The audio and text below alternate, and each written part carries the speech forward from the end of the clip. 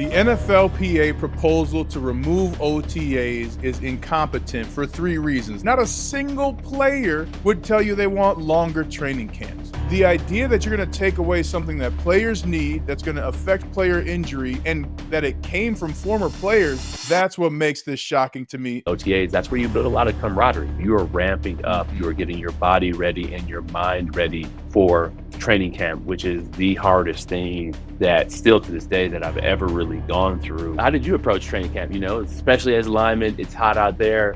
One thing I always did is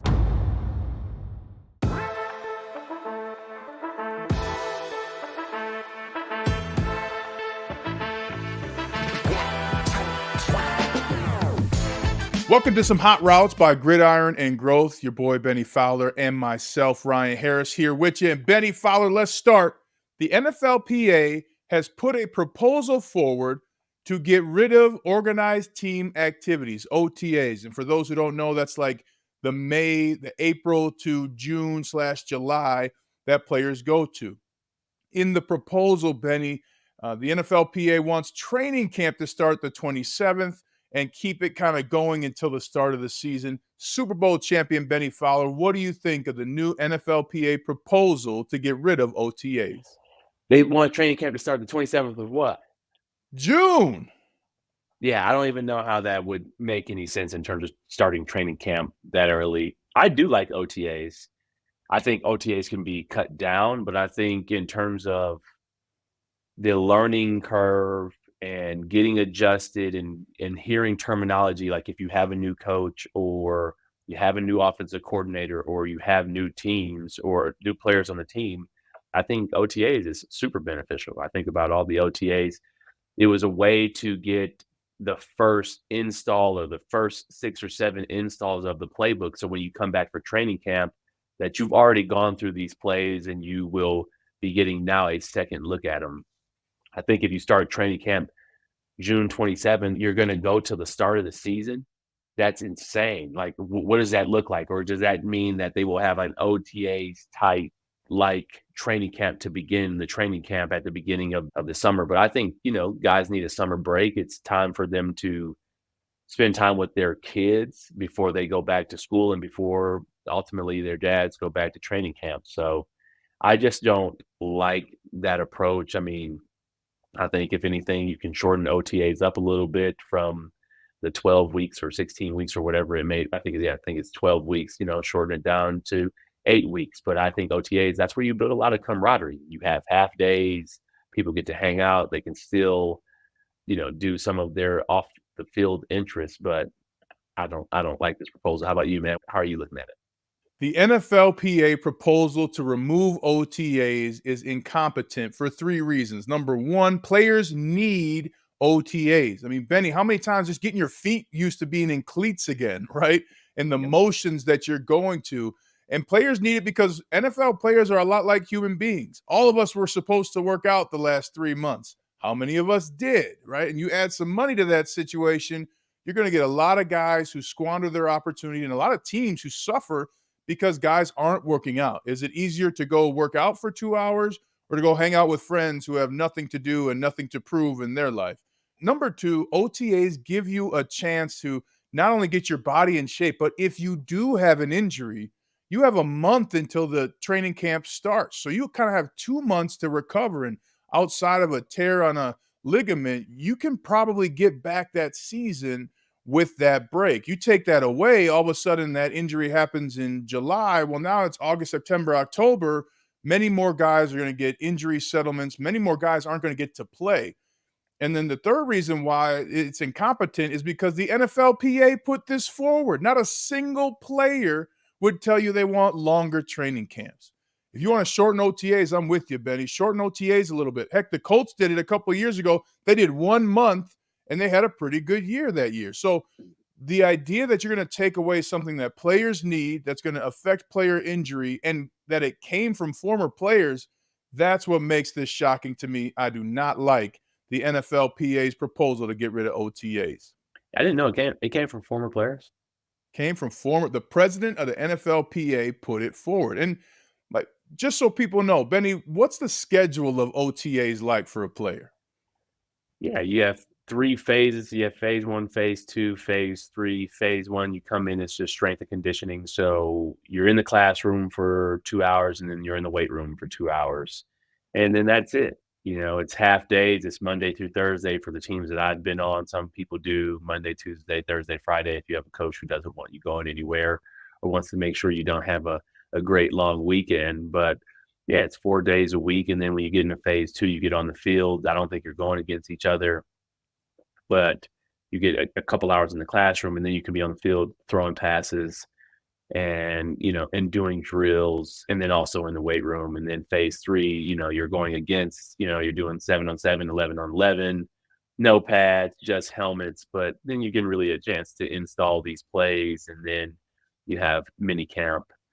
But, it's where you're really building some of the foundations, and, some of the older guys are taking less reps, and this is a chance for the younger players who just got drafted or the players who are on the fringe in terms of making the roster to see how they can handle the reps and see how they can go against, some of the younger players on the starting defense or offense or whatever it may be. But it's really laying the foundation. It's laying an incredible foundation for training camp, and then training camp is another layer of the foundation, and then you go into the season with that. But that's what OTAs is. I love how you said, "Hey, you're in just helmets." Notice Benny Fowler didn't say non-contact. That's a joke. If you think that OTAs aren't contact, my first OTAs, I remember coming back, I had bruises on my chest. I'm like, "What is this? I thought this is non-contact." No, there is always contact in Always. football. That's the number one that you learn in the OTAs. But number two, my first OTAs, Benny, I was like, I don't think I can play football. I'm the last one off the ball. They're changing plays, so fast. In college, it's like, hey, easy, easy, alert, alert. And in the NFL, it's like, white 80, easy, easy, alert, alert, white 80. You're like, oh my gosh, what just happened? There's so much that you have to learn. And even as a veteran player, whether it's a wrinkle in the offense, or I always found that defenses changed every year. Whether it was the linebackers were going to be aligned a different way. I remember when that 3-4/under came out, right? Oh, it's a 3-4 defense. No, this is an under. That guy, Von Miller's going to rush the quarterback on third down, okay? Right. You know what I'm saying? He may be in the slot, but he's coming. And you just can't get that kind of learning. You can't get that experience and education when you're in training camp, because training camp moves. Now you're on a speed train, right? You got on a little pull cart with a donkey in OTAs, but that training camp now, because now the veterans, they're making sure you're not taking their job, Yeah. and you're physically damaged every single day. I mean, OTAs to me, like you said, an incredible time to get back into the routines, get your body ready, and then take one last little break before you have to really bring an intensity that is unparalleled in many other aspects of life. I think those 6 weeks between OTAs and training camp are crucial, though. Number 1, from a Mhm. body standpoint, like you're talking about, you have to take a little bit of time off. I always took right after minicamp, I would take the next week off in terms of I would do some travel and, really I wouldn't put on any cleats. And then it's pretty much go time. You are ramping up. You Mhm. are getting your body ready and your mind ready for training camp, which is the hardest thing that still to this day that I've ever really gone through, where it's 45 days, it's every day. I'd have to look at the proposal in terms of how they're doing it. But if it's a training camp that I'm thinking about, which we've all been through and players are getting ready to go through here at the end of the summer, I mean, those are the longest days ever, and everything is recorded. The job of training camp is to get everybody ready for the season, but more so those people who are going to be starting and Right. making sure that their body is ready for the 17-game season. And that's what training camp is all about. And I think, those 6 weeks in between OTAs and training camp are crucial. And I just don't see why they would take those. Yeah, those are vacation days, and you can get your last great family trip in, or maybe a couple family trips in, depending on what position you A play. wedding. My wife and I got married in between on the break. Really? July 7th. You can't have a summer wedding if you do that long training camp now.